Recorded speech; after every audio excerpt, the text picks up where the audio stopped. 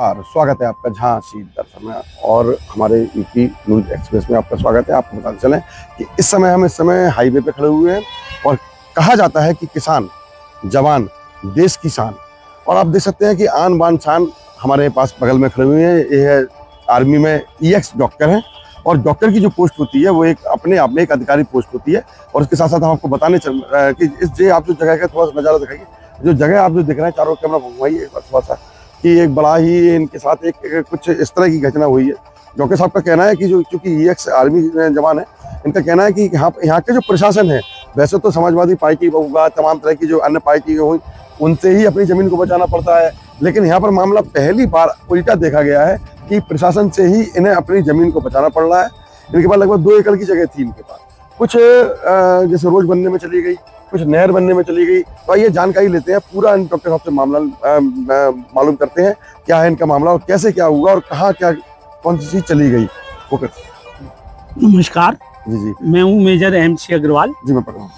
हाँ, हमने रजिस्ट्री कब करवाई थी आपने? इस जमीन 2 एकड़ जमीन अपने परिवार के साथ जी आर्मी से रिटायर होने के बाद रहने के लिए जी 2 एकड़ जमीन खरीद के फार्म हाउस बना के और मकान बनाकर रहने के लिए 88 में खरीदा था। 88 में हमने ये 2 एकड़ चौकोर प्लॉट खरीदा था, ताकि अपने शहर झांसी के घर के पास ही हम अपने परिवार के साथ अच्छे ढंग से रह सके। आपने मतलब जब आप नौकरी में थे आर्मी में, कहाँ आपने सेवाएं दी? हमने सबसे पहले ब्लू स्टार के टाइम में पंजाब में, और जो आप देखते हैं आतंकवादी क्षणों में कश्मीर में अपनी सेवाएं दी हैं, जबकि कश्मीर में आतंकवाद चरम पर था। मतलब आपने बहुत देश का काम किया। हाँ, बहुत देश के लिए। हाँ, तो आज आपको क्या लगता है कि जो आपकी जमीन है, इसका जो विवाद है, आए दिन आप इसमें इंटरव्यू दे रहे हैं, आप कहाँ न्याय की गुहार लगा चुके हैं, कहाँ न्याय की गुहार लगाएंगे आप? देखिए, वैसे तो मैं आर्मी मैन हूँ और देश के लिए अपना सर्वस्व निछावर है, लेकिन दुख इस बात का होता है कि जो सरकार हमारे कल्याण के लिए काम कर रही है, वही सरकार कल्याण ना करके हमारा सर्वस्व छीनने की, सरकार के नाम को बदनाम करते हुए हमसे गलत तरीके से हमारी चीज छुड़ा रही है। और कागज वगैरह में सब कुछ सही होने के बाद भी देखने की कष्ट भी नहीं उठाते। अच्छा, तो ये अभी कुछ आपका यहाँ पर कुछ बना हुआ था, आप बताते हैं क्या बना हुआ था वहाँ पर? एक्चुअल में 2088 में जब हमने जमीन खरीदी, तो ये किस तरह के पेड़ लगे थे यहाँ? जो 2 एकड़ जमीन थी, उसकी बाउंड्री के किनारे किनारे हमने छायेदार और बीच में कुछ फल वाले और फूल वाले पेड़ लगा के, और हमारा जो चौकीदार रहता था वो उनकी देखभाल करता रहता था। अच्छा। हम बीच में जब कभी आर्मी से छुट्टी पर आते थे तो अपने परिवार के साथ यहाँ पर रहते थे, और बाकी टाइम तो हमें जैसे सर्विस। जिस तरह से आपने नहर वालों को जगह दी है, तो आपने सरकार की बात तो रखी आपने? हुआ ये कि जब हम विदेश में गए हुए थे तो ये नहर का प्रोजेक्ट आया, हम चूंकि यहाँ नहीं थे, तो नहर वालों ने पीछे की तरफ से हमारी बाउंड्री वॉल छोड़कर खोदकर इसमें अपनी नहर खोद ली, बिना हमसे उचित हमें मुआवजा दिए, बिना परमिशन लिए हुए, और नहर खोद। कब की बात है ये? 2004, 3, 4, 5 की बात है। 3, 4, 5 की बात है। फिर क्या हुआ? तो हमने आने के बाद जब विदेश से लौट कर आए तो हमने इसके बारे में प्रोटेस्ट किया, तो उन्होंने माफ़ी मांगी और हमसे रिक्वेस्ट की कि जनता के हित में पानी निकलने के लिए इस नहर को बनी रहने दें, और हमें कुछ एडवांस दिया और बोले कि हम फाइनल पेमेंट करके फिर रजिस्ट्री करवा लेंगे। 2005 से? 2005। उससे अभी 20 साल हो गए, ना तो उन्होंने पूरा पेमेंट किया है और ना अभी तक रजिस्ट्री। मतलब आप ये बहुत EX आर्मी है आप, और आपका अभी नहर का पेमेंट नहीं मिला, आपने मांगा नहीं? हाँ, हम हर साल लेटर लिखते हैं और सुनवाई नहीं हो रही है? नहीं, वहाँ वो कहते हैं कि हाँ हम जल्दी करवाते हैं, इस तरह से 20 साल निकाल दिए, आश्वासन देते रहते हैं, और उन्हें खुद अपने नाम से रजिस्ट्री करवाने की कोई चिंता नहीं। अच्छा, ये समस्या। अभी ये तो एक आपने समस्या और बताई, आपने समाधान तो कब होगा देखते हैं। इसकी क्या समस्या है, इसको तो समझाइए। 2005 में जो अटल बिहारी वाजपेयी की जो नॉर्थ साउथ और ईस्ट वेस्ट जोड़ने की जो योजना थी, उसमें NHAI के द्वारा हमारे झांसी को मेन पॉइंट चुना गया, सेंट्रल पॉइंट चुना गया। उस क्रॉसिंग में कुछ हमारी ज़मीन का भी हिस्सा जा रहा था। तो इनिशियली इन्होंने NH-25 के निर्माण के लिए जो ज़मीन एक्वायर की, तो उसमें हमारे ज़मीन का कुछ आधा एकड़ हिस्सा, लगभग आधा एकड़ हिस्सा हमसे मांगा, जो हालांकि सरकारी रेट बहुत कम थे, लेकिन देश हित के लिए हमने आधी एकड़ ज़मीन इनको हैंड ओवर कर दी। 2005 से 2008 तक उस NH के निर्माण के लिए हमारी ज़मीन पर पिलर भी खोदे गए, दीवारें भी बनाई गई और हमें अच्छा लगा। लेकिन 2008 में वो निर्माण कार्य बंद हो गया और यहाँ लोगों ने, असामाजिक तत्वों ने अपना अड्डा बना लिया। शराब के ठेके खुल गए, यहाँ पर अलग सब तरह के अपराध होने लगे। तो हमारे केयर टेकर ने बताया यहाँ रहना बड़ा मुश्किल हो रहा है, क्योंकि जब कभी चोरी और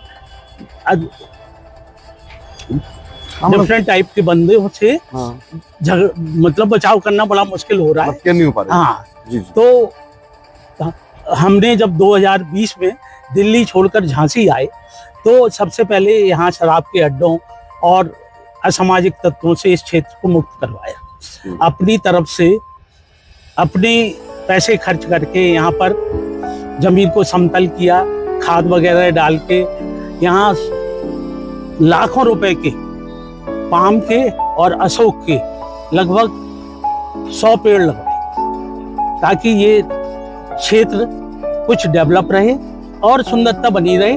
और वो उस हिसाब से लगाए थे ताकि जो NH जा रही थी उसका जो फुटपाथ बनना था, फुटपाथ के किनारे किनारे रहे। तो इस क्षेत्र में प्रकृति की सुंदरता बढ़ी और भी लोग इसमें शामिल हुए। हर साल 15 अगस्त के दिन इस क्षेत्र के सिमरदा गांव, पाल कॉलोनी के लोग इकट्ठे होकर यहाँ पर स्वतंत्रता दिवस उत्सव मनाया करते थे और एक वाटिका में इस तरह से बहुत ही सुंदर वातावरण बन गया था। उसी में आगे हमारी 4 कमरे बने हुए थे जहाँ की हमारा केयर टेकर रह रहा था। अभी तक 2022-23 तक उस हिसाब से सब कुछ ठीक चल रहा है। मतलब आपने 5 में ये वाली जगह दी थी? हाँ, ये आपके कहने का मतलब ये है कि हमने आधा एकड़ NHAI को दे दी थी, आधा एकड़ हमने नहर को दे दी और जो हमारी मुश्किल से 1 एकड़ बची हुई थी, मैं उसमें संतुष्ट था। और लेकिन 2024 के बाद NHAI ने अपना नक्शा चेंज कर लिया। उस नक्शे के हिसाब से अब यहाँ 4 लेन बनना है, बनने के स्थान पर अब 8 लेन हमारी जमीन से निकाल रहे हैं। 4 ये जा रही हैं और 4 वहां से आ रही हैं, वो सारी हमारी जमीन से ही निकाली। जैसे अब 8 लेन बनाने का इन्होंने प्लान बना लिया। अच्छा, आप पीछे बता रहे थे कि जैसे ये बिल्कुल सीधा जा रहा है, आगे दिखाना जरा, वहां देखो, वहां ट्रक निकल रहे हैं, वहां पर ट्रक वगैरह निकल कर ऐसे घूम के ऐसे आ रहे हैं। हाँ, आप यही कहना चाह रहे हैं ना? तो क्या इसको सीधा अगर लगाते तो क्या आपकी जगह जाती है? सीधा नहीं, अगर इसको बिल्कुल पॉइंट टू पॉइंट मिलाते तो हमारी जमीन पर इस सड़क की वजह से कोई डिस्टरबेंस नहीं है। तो अब इन्होंने अब यहाँ करना है, इन्होंने थोड़ा अब जैसे कर्व दे दिया है। आप बता रहे कि जो जैसे मान लीजिए जगह आपकी थी, जब आपने ये वाली जगह उनको दी थी 2005 में, हाँ 2005 में दी थी और आपने एक इनको दी है, तो जो कागज होते हैं आपके पास, हाँ, वो तो इन लोगों ने भी बैलेंस किए होंगे उस समय। हाँ बिल्कुल, वही सारा कुछ। अब जो नया मामला आया हुआ है, लिपिक की गलती हुई, लेखपाल की गलती हुई, क्योंकि यहाँ पर जाम बहुत लग रहा था, तो क्या आपको लगता है ऐसा कोई बहाना है? ये क्या इशू है और क्या बहाना सरकार बना रही है? यहाँ का जो प्रशासन है वो क्या चूक हो रही है उनसे, इसके बारे में? एक्चुअल में अभी शासन शॉर्टकट में चलना चाहता है। एक्चुअल में जिस तरह पिछली बार उन्होंने NH-25 बनाने के लिए प्रॉपर नोटिफिकेशन देकर, प्रॉपर एक्वायर करके, प्रॉपर कब्जा लेने के बाद कंस्ट्रक्शन शुरू किया था, वैसा ही अभी जो नक्शा चेंज हुआ है और जो ज्यादा जमीन की अब इन्हें जरूरत है, उसके लिए ज्यादा जमीन लेने के लिए इन्हें वही तरीका अपनाना था। मतलब गजट नोटिफिकेशन करते, पेमेंट देते और जितनी चाहे जमीन ले लेते। NHAI का काम देश हित में है, इसलिए हम भी शहर से अपनी जमीन दे देते। किंतु शॉर्टकट के चक्कर में ये जबरदस्ती दूसरे की जमीन पर अपना कब्जा दिखाकर निर्माण करना चाहते हैं, दूसरे को नुकसान पहुंचाकर उनकी जमीन को ध्वस्त कर। और हमारे केस में भी यही हो रहा है। हमने इनको राइटिंग में कई बार दिया है कि आपको ज्यादा जगह की जरूरत है, हम उसके लिए जगह देने को तैयार हैं, बशर्ते आप निशान लगाकर बताएं कि कितनी जगह आपको जरूरत है, उसका हमें नोटिस दें, हम आपको जमीन देंगे। उसके बारे में फिर हम बाद में आपसे पेमेंट ले लेंगे। लेकिन ना तो वो कोई नक्शा देना चाहते हैं, ना कोई रिपोर्ट देना चाहते हैं, ना लगाना चाहते हैं निशान कि हमें आपकी इतनी जमीन की जरूरत है। बस हाँ, बस जो एक NHAI से हमने सूचना के अधिकार में कुछ सूचना निकलवाई थी, वो उसको भी नहीं मान रहे।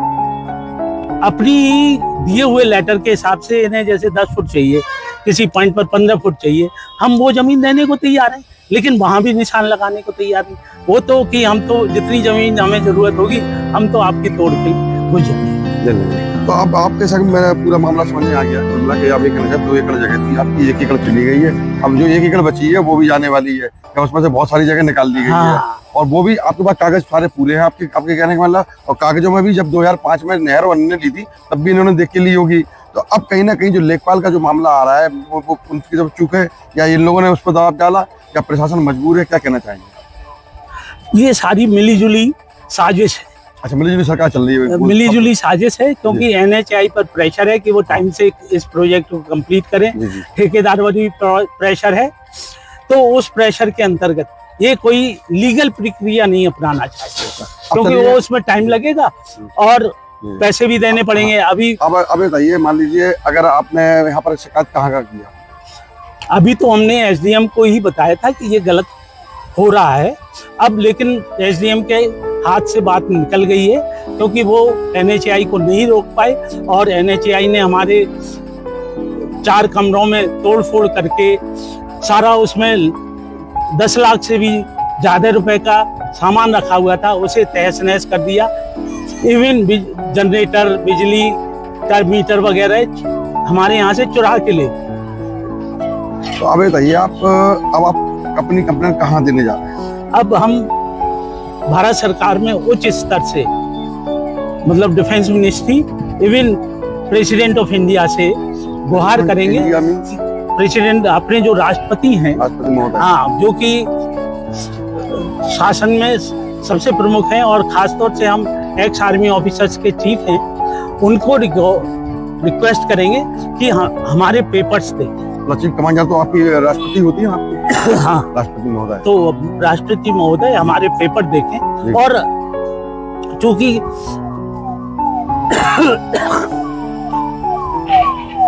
चूंकि एकदम क्लियर है, तो हमारी जमीन पर हमारा कब्जा वापस दिलाया जाए और NHAI के जिस ठेकेदार, जिस पर्टिकुलर बंदे इस काम के लिए रिस्पॉन्सिबल है, उनसे हमारा हर्जाना खर्चा और पूरे 10 लाख रुपए का सामान वापस दिलवा जाए, ये आपकी मांग है? हाँ।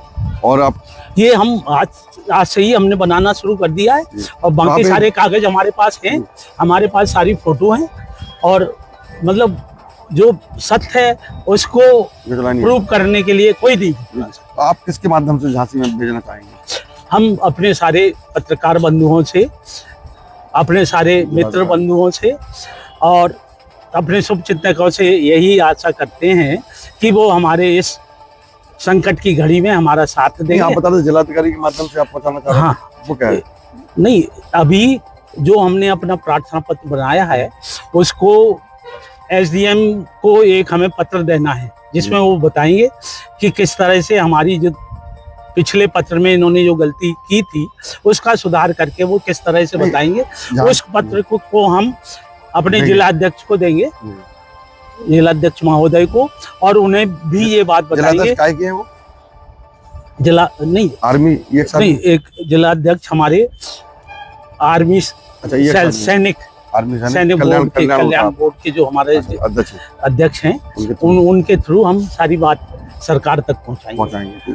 तो यही आप कहना चाह रहे हैं, यही आपका दर्द है, नहीं, यही दिक्कत है आपको? दर्द तो खैर शब्दों में नहीं बयान किया जा सकता, जी। क्योंकि हमने जो अपनी जिंदगी में 50 साल से जो सपना देखा था कि खूब मेहनत करके काम करेंगे और काम के बाद एंजॉय करेंगे, तो अभी तक तो हमारा काम बहुत सफल रहा, बहुत हमें प्रशंसा मिली, बहुत हमें आर्मी की तरफ से, सेंट्रल गवर्नमेंट की तरफ से, विदेश मंत्रालय की तरफ से, रक्षा मंत्रालय की तरफ से काफ़ी प्रशंसा पत्र प्राप्त हुए। उस खुशी में बस अब ये यहाँ पर एक संकट इन्होंने पैदा कर दिया है, और हमारी जो जिंदगी की अंतिम क्षणों में जो इच्छा थी उस पे जबरदस्ती कुठाराघात कर। यही